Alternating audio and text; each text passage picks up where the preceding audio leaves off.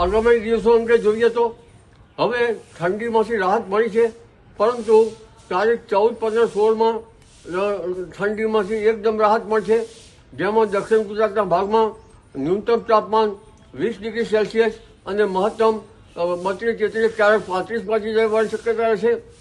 સામાન્ય ઠંડી જોવા જઈએ તો કચ્છના કોઈ ભાગમાં અને ઉત્તર ગુજરાત કોઈ ભાગમાં તારીખ 14 સુધીમાં રહી શકે છે, પરંતુ હવે ધીરે ધીરે ઠંડીમાં રાહત મળશે, જેમાં મધ્ય ગુજરાતના ભાગો, ઉત્તર ગુજરાતના ભાગો, કેટલાક ઉત્તર ગુજરાતના ભાગો, અમદાવાદના ભાગોમાં ન્યૂનતમ તાપમાન વધવાની શક્યતા છે.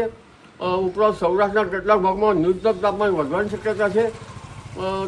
ત્યારબાદ પશ્ચિમ સૌરાષ્ટ્રના ભાગમાં ન્યૂનતમ તાપમાન વધવાની શક્યતા છે.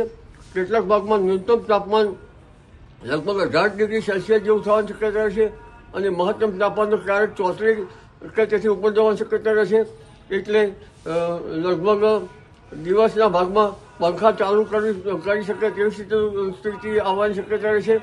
અને તારીખ 14, 15, 16, 17, 18માં રાજ્યમાં વાદળો આવવાની પણ શક્યતા રહેશે. ક્યારેક